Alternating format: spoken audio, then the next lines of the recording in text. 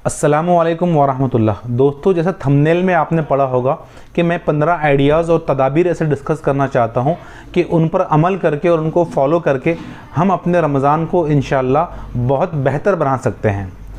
उन पर बात करने से पहले मैं कुछ बातें आपके सामने रखना चाहता हूं। कुछ मतलब सिर्फ एक बात आपके सामने रखना चाहता हूं कि देखें कि हम हर बार रमज़ान के फ़ज़ाइल, उसके बरक़ात, उसकी अहमियत हम सुनते रहते हैं, लेकिन उसका एक दूसरा रुख भी है, उसका एक अदर साइड भी है जो बहुत हमारे को झंझोड़ने वाला और दिलों को दहलाने वाला है। वो ये कि रमज़ान जहाँ एक तरफ इतने फ़यूज़ और बरक़ात लिए हुए हैं, ये नेकियां करना इसके अंदर आसान हो जाता है, गुनाह करना मुश्किल हो जाता है, कितने लोगों के दर्जात इस महीने के अंदर बुलंद हो जाते हैं, कितने लोग जन्नत के मुस्तहिक हो जाते हैं, कितने ही सारे लोगों की मग़फ़िरत हो जाती है। लेकिन दूसरा रुख इसका ये है कि इस महीने के अंदर कई मुसलमान ऐसे होते हैं जो हलाकत और बर्बादी का शिकार हो जाते हैं। कैसे? आपको सुनकर हैरत हुई होगी। जी हाँ, रसूलुल्लाह सल्लल्लाहु अलैहि वसल्लम एक मरतबा जब मेंबर पर तशरीफ़ रखते हुए आपने 3 मरतबा आमीन कहा, तो सहाबा ने पूछा कि ये आपने ऐसा अमल क्यों किया है? तो अल्लाह के रसूल ने कहा कि जिब्राइल मेरे पास आए थे और उन्होंने कुछ दुआएं मांगी है, उन दुआओं पर मैंने आमीन कहा है। ज़रा अगर गौर करेंगे मेरे भाइयों, तो वो दुआ नहीं बल्कि बद्दुआ थी, और मांगने वाला फरिश्तों का सरदार है, और जो आमीन कह रहा है वो अंबिया का इमाम है, इमामुल अंबिया है। तो क्या आपको लगता है कि वो दुआ कबूल नहीं होगी? तो उन 3 दुआओं में से एक दुआ ये थी कि जिब्राइल अलैहिस्सलाम कह रहे थे कि हलाक और बर्बाद हो जाए वो शख्स जो रमज़ान को पाए और अपनी मग़फ़िरत न करवा ले। इस पर रसूलुल्लाह ने आमीन कहा। तो क्या आपको नहीं लगता कि हर रमज़ान के अंदर वो लोग जो अपनी मग़फ़िरत नहीं करवाते हैं वो हलाकत और बर्बादी का शिकार हो जाते हैं? तो दोस्तों, कैसे हम ये हलाकत और बर्बादी से बच सकते हैं? तो वो 15 आइडियाज़ और तदाबीर मैं आप लोगों के सामने डिस्कस करना चाहता हूँ। हम सब उस पर अमल करने की कोशिश करें। सबसे पहला आइडिया और तदबीर ये है कि रमज़ान के महीने के मिलने पर हम अल्लाह का शुक्र अदा करें। देखिए, एक मुसलमान की ये ज़िम्मेदारी है, या एक मुसलमान जब भी अल्लाह की कोई नेमत को पाता है तो उसको अल्लाह का शुक्र अदा करना चाहिए। छोटी मोटी कोई भी नेमत, कोई भी अल्लाह की उसके ऊपर ब्लेसिंग होती है, तो रमज़ान जैसा इतना मुक़द्दस, इतना बाबरकत महीना जिसमें कई लोग जन्नत के मुस्तहिक हो जाते हैं और इतनी सारी बरकतों को ये अपने अंदर समे हुए हैं, तो इतनी बड़ी नेमत के मिलने पर क्या हमें अल्लाह का शुक्र अदा नहीं करना चाहिए? जी हाँ, तो जैसे ही रमज़ान हमको मुयस्सर हो जाए तो हम अल्लाह का शुक्र अदा करें, अल्हम्दुलिल्लाह कहें, और मुमकिन हो तो 2 रकअत शुक्राने की नमाज़ पढ़ लें। और ये भी तसव्वुर करें कि कितने सारे लोग ऐसे थे, हमारे दोस्त, हमारे रिश्तेदार, हमारे मोहल्ले और आस पड़ोस के लोग जो पिछले रमज़ान में हमारे साथ थे, लेकिन ये रमज़ान में हमारे साथ नहीं है, ये रमज़ान उनको मुयस्सर नहीं हुआ है। तो हमको अगर मुयस्सर हो जाए, हमको अगर ये रमज़ान अगर मिल जाए, तो हम अल्लाह का शुक्र अदा करें। दूसरा काम हमको ये करना है कि अपनी नीयत को और अपने इंटेंशन को दुरुस्त करना है, उसे करेक्ट करना है। अल्लाह के रसूल ने फरमाया, इन्नमल आमालु बिन्नियात, कि आमाल का दारोमदार नीयत पर है। तो हम अपने नीयत के अंदर इखलास, प्योरिटी पैदा करें। आप जानते हैं और जानते होंगे कि अल्लाह को वही अमल पसंद है, या अल्लाह उसी अमल को कबूल करता है जो खालिसतन सिर्फ़ उसी के लिए किया गया। अगर हमारी नीयत के अंदर अगर इखलास नहीं होगा, उसके अंदर अगर रिया अगर शामिल हो जाए, दिखावा अगर शामिल हो जाए, तो वो अमल अल्लाह उसको कबूल नहीं करेगा। तो इस रमज़ान के मौके पर जो कुछ हम आमाल करने वाले हैं, और यकीनन बहुत सारे आमाल हम करने वाले हैं, हम नमाज़ पढ़ने वाले हैं, कुरान हम कसरत से पढ़ेंगे, ज़िक्र और अस्कार करेंगे, दुआएं करेंगे, सदका और खैरात करेंगे, तो हर अमल करते वक्त हम इस बात को याद रखें, इस बात को बार बार रिमाइंड करते रहें कि ये अमल मैं सिर्फ अल्लाह के लिए कर रहा हूँ। हुज़ैफ़ा रज़ियल्लाहु ताला उन्होंने एक मरतबा मूसा बिन मौला से कहा कि जिस शख्स के अंदर 3 क्वालिटीज़ होती है, आसमान से जो कुछ खैर व बरकत नाजिल होती है, तो उस शख्स का उसके अंदर हिस्सा होता है। पहली क्वालिटी उसके अंदर ये होती है कि उसके अंदर इखलास होता है। दूसरी क्वालिटी ये होती है जो वो अपने लिए पसंद करता है वही अपने भाई के लिए पसंद करता है। और तीसरी क्वालिटी उसके अंदर ये होती है कि वो खुद भूखा रहता है लेकिन अपने भाई को खाने का इंतज़ाम करता है, अपने भाई को जो है खाना खिलाता है। तो जो कुछ आसमान से खैर व बरकत नाजिल होती है ऐसे शख्स का उसके अंदर हिस्सा होता है। तो दोस्तों अपने अमल के अंदर इखलास पैदा करें, अपने नीयत को दुरुस्त करें। तीसरा पॉइंट ये है कि रमज़ान के आने से पहले पहले कुछ गोल्स हम तय करें, कुछ प्लानिंग और मनसूबाबंदी करें। आप देखते हैं कि हम अपनी ज़िंदगी के अंदर छोटा मोटा भी हम काम करते हैं, छोटा सा कहीं सफ़र पे हमको जाना होता है तो हम उसके लिए कुछ तैयारी करते हैं, उसके लिए कुछ हम प्लानिंग करते हैं। और अगर हम प्लानिंग नहीं करते हैं, मनसूबाबंदी अगर नहीं करते हैं, तो वो चीज़ और वो काम और वो टास्क हमारा अच्छे से कामयाब नहीं हो सकता है। तो रमज़ान जैसा इतना बड़ा और इतना मुक़द्दस एक कीमती तोहफ़ा अल्लाह की तरफ से हमको मिलने वाला है, 30 दिन हमको मिलने वाले हैं, तो क्या हमने इसकी तैयारी नहीं करना चाहिए? क्या हमने इसके लिए कुछ गोल्स तय करना नहीं चाहिए कि मुझे कितना कुरान पढ़ना है, कितना तिलावत करनी है, तफसीर कितनी पढ़नी है, ट्रांसलेशन कितना पढ़ना है, हदीसें मुझे कितनी पढ़नी है, कुरान याद मुझे कितना करना है, इबादतें कब और कैसी मुझे करनी है। तो ये तमाम मनसूबाबंदी और गोल्स अगर हम तय करते हैं तो यकीन माने आपका रमज़ान पिछले रमज़ान से बहुत अच्छा गुजरेगा। यानी वो रमज़ान जो बग़ैर मनसूबाबंदी और गोल्स के आपने गुजारा है, और वो रमज़ान जो आपने कुछ गोल्स तय किए हैं और उसके लिए हासिल करने के लिए कुछ प्लानिंग आपने की है, तो उसके अंदर बहुत फ़र्क रहेगा। एक इंग्लिश का बहुत अच्छा कोट्स है, वो ये कि if you fail to plan, you plan to fail. यानी अगर आपने प्लानिंग नहीं की है तो इसका मतलब ये है कि आपने फेल होने की प्लानिंग की है। तो दोस्तों जो कुछ आपको तय करना है, एक कागज़ ले, एक मतलब पेन अपने हाथ में उठाएं और कुछ गोल्स तय कर ले, और उन गोल्स को अचीव करने के लिए जो प्लानिंग आपको करनी है वो प्लानिंग को साइड में लिख ले, तो इससे आपको और हमको बहुत फ़ायदा होगा। दोस्तों चौथी तदबीर और आइडिया ये है कि अब्दुल्ला बिन अब्बास रज़ियल्लाहु ताला अन्हु से किसी ने सवाल किया। अल्लाह के रसूल गुज़र चुके थे, कई सारे सहाबा का इंतकाल हो गया था, तो ताबईन में से किसी ने पूछा कि ज़रा बताएं कि सहाबा रमज़ान का इस्तकबाल कैसे करते। तो अब्दुल्ला बिन अब्बास ने बड़ी खूबसूरत बात कही। आपने कहा कि सहाबा अपने दिलों को साफ़ करके रमज़ान का इस्तकबाल करते। दोस्तों दिलों को साफ़ करने का मतलब क्या है? दिलों को साफ़ करने का मतलब ये है कि हमारे दिल के अंदर कीना ना हो, हसद ना हो, बुग़्ज़ ना हो, जलन ना हो, किसी के ताल्लुक़ से दुश्मनी और अदावत के जज्बे ना हो, नफ़रतें ना हो। अगर ये तमाम दिल की बीमारियां अगर हमारे अंदर होती है और उसी के साथ हम रमज़ान में दाखिल होते हैं, तो यकीन माने हम सही से अमाल नहीं कर पाएंगे, वो स्पिरिट हमको नहीं मिल पाएगी। तो हम इन तमाम बीमारियों से और इन गंदगियों से अपने आप को साफ़ और पाक रखें। इस्लाम में दिलों की सफाई की बड़ी अहमियत है। रसूलुल्लाह सल्लल्लाहु अलैहि वसल्लम ने साद बिन माज को इसी बुनियाद पर जन्नत की ज़मानत दी थी, एक मरतबा नहीं बल्कि 3-3 मरतबा। तो उसकी वजह जो बयान की है सहाबा ने कि वो उनके दिलों तमाम मुसलमानों के ताल्लुक़ से बहुत पाक और साफ़ थे। उस दिल के अंदर कीना और हसद और जलन और इस तरह की दूसरी बीमारियां उनके अंदर नहीं थी। आप जानते हैं यही उस साद बिन माज है, जब उनका इंतकाल हुआ तो अर्श के अंदर हलचल पैदा हो गई थी। 70,000 फरिश्ते ने उनके जनाजे के अंदर शिरकत की थी। तो दोस्तों जिसने भी आपके साथ ज़्यादती की है, आपके साथ नाइंसाफ़ी की है, आपके साथ गलत सलूक किया है, जो कुछ बुरा आपके साथ किया गया है, तो आप माफ़ कर दें। एक एक का नाम जहन में लाएं जिसके ताल्लुक़ से आप कुछ नाराज़गी रखते हैं, कुछ नफ़रत रखते हैं, कुछ आप जलन रखते हैं, तो एक एक का नाम लेकर उसको मिटाते जाएं और एकदम पाक और साफ़ होकर रमज़ान के अंदर दाखिल हो जाएं। माफ़ कर दें लोगों को।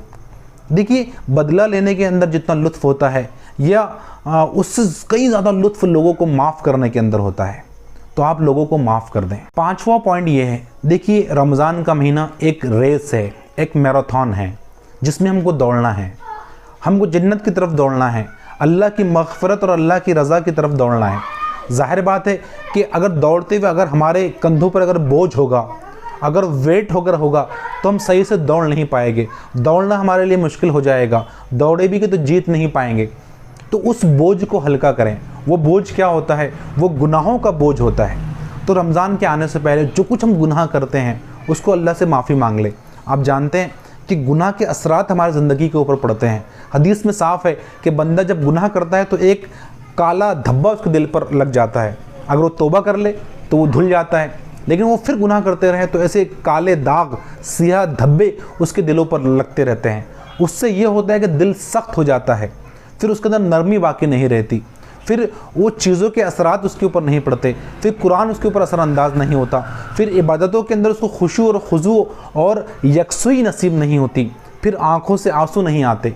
तो दोस्तों रमज़ान में हमको इंटर होना है, बहुत सारी इबादतें हमको करनी है। तो क्या ही अच्छा हो कि हम पाक और साफ़ होकर अपने बोझों को कम करके अल्लाह से माफ़ी और मग़फ़िरत चाहकर हम रमज़ान के अंदर इंटर हो। तो पॉइंट ये है कि हम रमज़ान के आने से पहले अपने गुनाहों की माफ़ी मांग लें। नेक्स्ट पॉइंट ये है कि आप जानते हैं कि रमज़ान को जो फजीलतें हासिल हुई है वो कुरान के नुज़ूल से हासिल हुई है।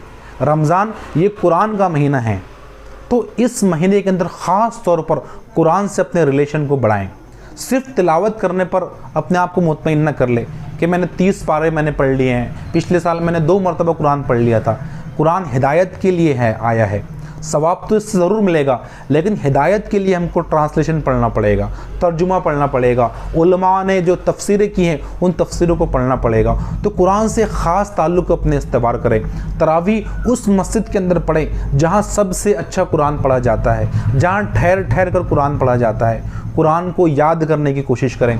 जो पुरानी सूरतें जो हमने बचपन में याद की थी, जो हम भूल गए हैं, उनको दोबारा से हिफ्ज़ करें। तो ये कुरान पढ़ने का, कुरान को समझने का, कुरान पे अमल करने का एक माहौल अपने घरों के अंदर बनाएं। 8वां पॉइंट ये है कि रोज़ा सिर्फ पेट की ख्वाहिशात पर काबू पाने का नाम नहीं है, सिर्फ भूखा और प्यासा रहने का नाम नहीं है, बल्कि हमारे पूरे जिस्म के आज़ा, ऑर्गन्स को हम रोज़े के अंदर जो शामिल करें। जी हाँ, कोई बुराई हमारे आज़ा से सरजद ना हो, हमारे हाथ गुनाहों से महफूज रहें, हमारी ज़बान गुनाहों से महफूज रहें, हमारा दिल और हमारा दिमाग ये गुनाहों से महफूज रहें। ख़ास तौर पर दोस्तों वो गुनाह जो ज़बान से होते हैं उस पर हम कंट्रोल करने की कोशिश करें। आप जानते हैं कि ग़ीबत बहुत आसान सा गुनाह है और इसकी बहुत सख्त हदीस के अंदर इसकी वईदें आई हैं, और ख़ास तौर पर रोज़े के दौरान में रसूलुल्लाह ने एक मरतबा रोज़ा रखने का हुक्म दिया और कहा कि मेरे परमिशन के बाद ही अफ्तार करना। जब 2 औरतों के बारे में एक शख्स आया और कहा कि वो अफ्तार करना चाहती है, तो रसूलुल्लाह ने कहा कि वो अफ्तार तो उनका हो चुका है। तो वो परेशान होगी, अफ्तार तो हमने किया नहीं, फिर कैसे कहा जा रहा है कि अफ्तार हो चुका है। रसूलुल्लाह ने बयान किया कि उन्होंने ग़ीबत की है और ग़ीबत करके उन्होंने अपने भाइयों का गोश्त खाया है, और उन्होंने सहरी तो हलाल से की थी लेकिन उन्होंने अफ्तार हराम से किया है। फिर उनको कै करने का कहा गया। जब उन्होंने कै की, वोमिटिंग की, तो उसके अंदर गोश्त के लोथड़े थे और खून उनके पेट के अंदर से बाहर निकला। तो ग़ीबत बहुत आसान सा गुनाह है। चलते फिरते उठते बैठते किसी शख्स की हम बुराई बयान कर देते हैं तो इसको ग़ीबत कहते हैं, पीठ के पीछे। तो इससे हम अपने आप को बचाए रखें। आप जानते हैं ज़बान की हलाकतों से बचने के लिए हमारे जो असलाफ थे वो रमज़ान के महीने के अंदर मस्जिद चले जाया करते थे, ताकि वो बाहर रहेंगे तो बोलेंगे तो गुनाह सरजद ना हो जाए। खामोशी अख्तियार करें।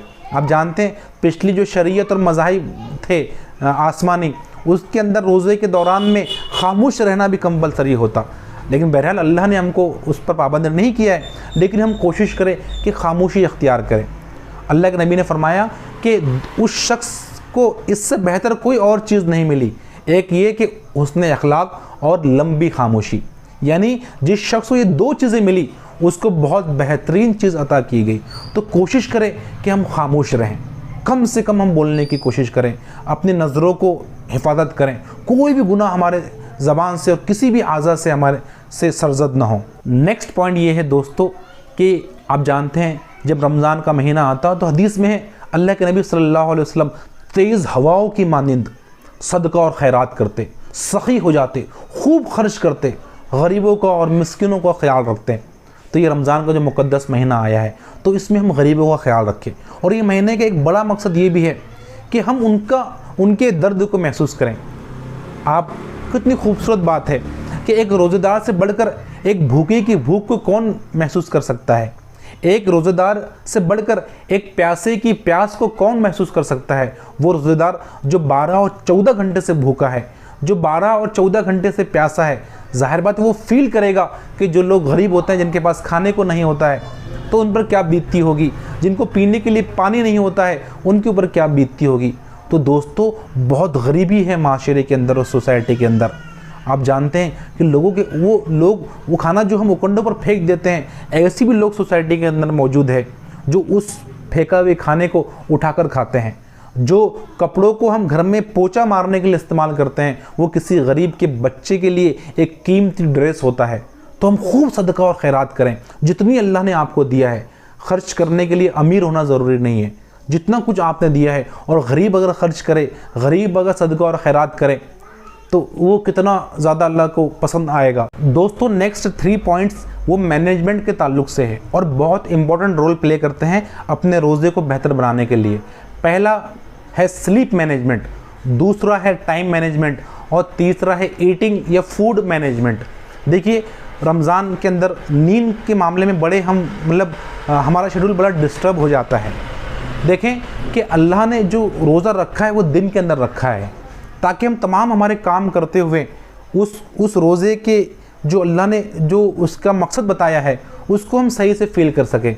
लेकिन अफसोस की बात है कि कितने सारे ऐसे लोग होते हैं जो रमज़ान के महीने के अंदर रातों को जागते हैं और दिन को सो जाते हैं, रात भर जागते हैं और फजर पढ़कर सो जाते हैं, फिर दोपहर में उठते हैं। ज़रा बताएं कैसे वो उस रोज़े के मकसद को हासिल कर पाएंगे।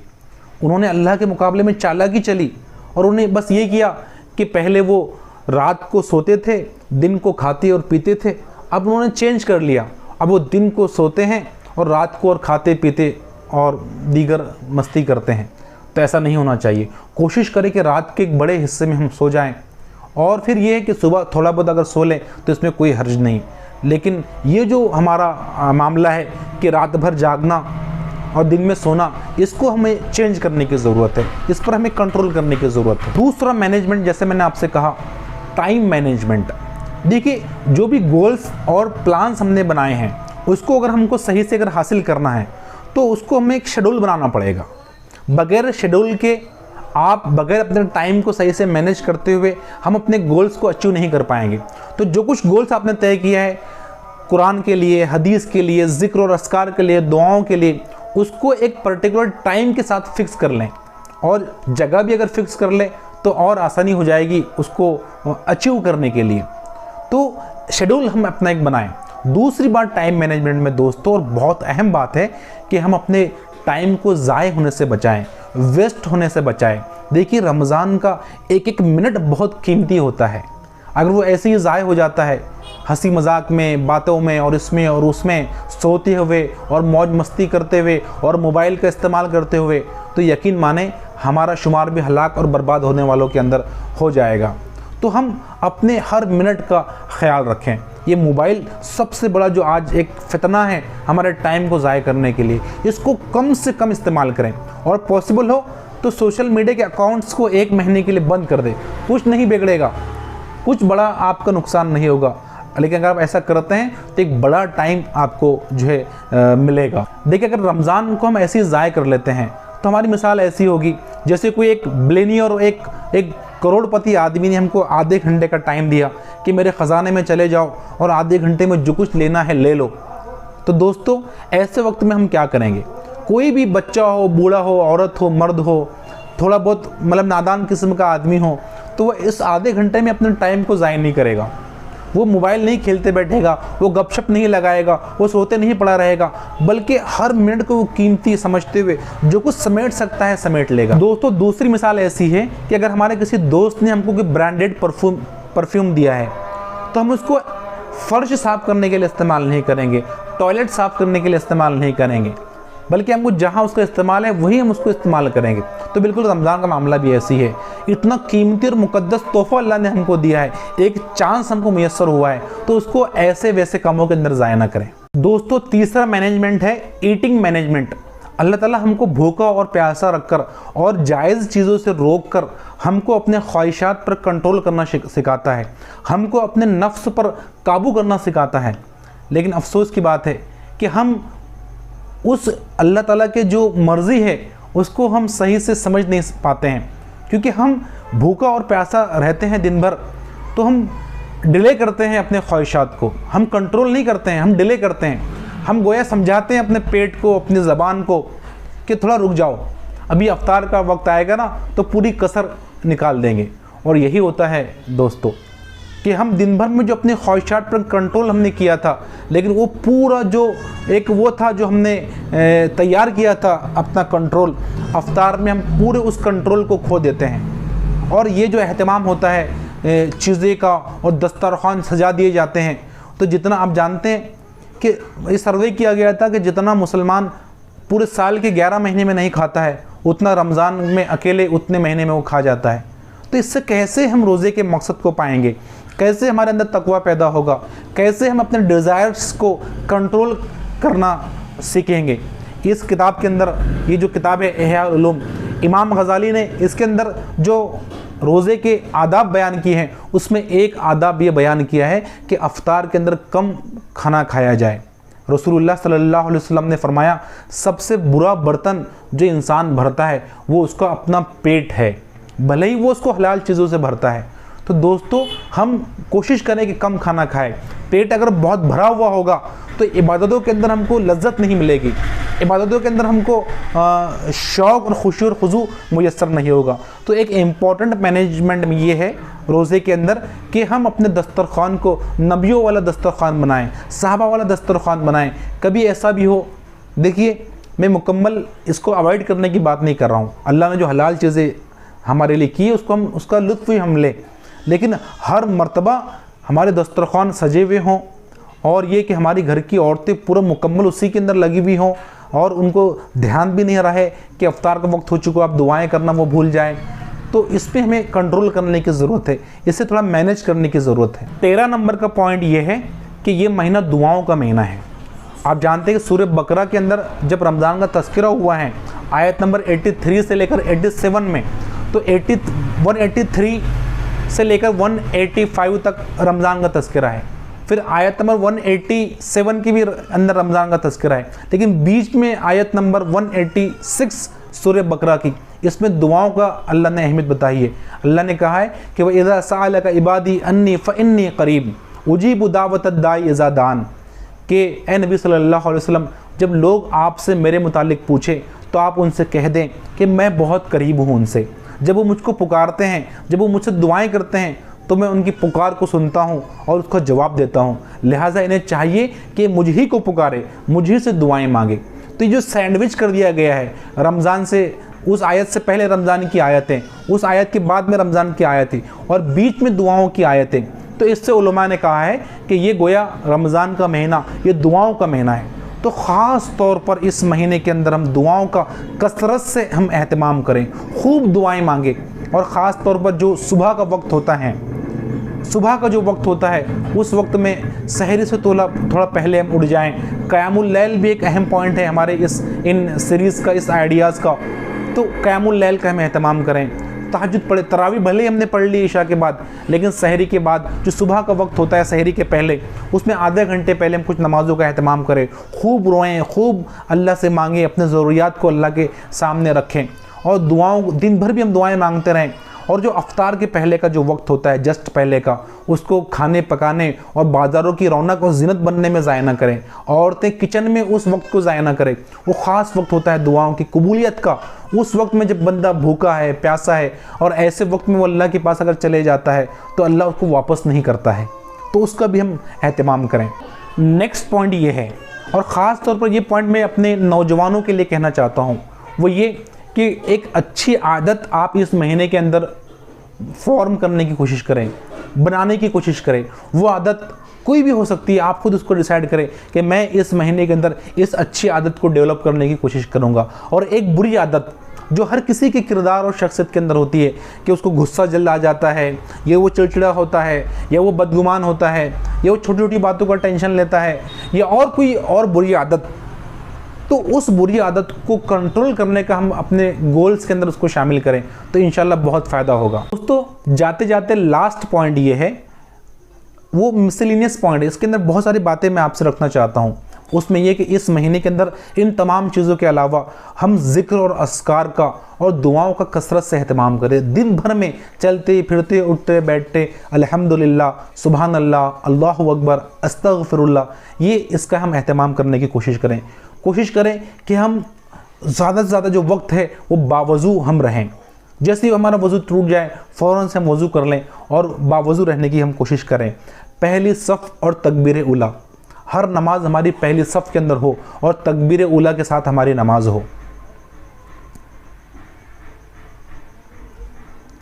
इसके अंदर नेक्स्ट पॉइंट ये कि हम इबादतें तो पहले भी वैसे करते हैं, लेकिन रमज़ान के अंदर खुसूसन अपने इबादतों के अंदर हुस्न पैदा करने की कोशिश करें, खुशू और खुजू पैदा करने की कोशिश करें।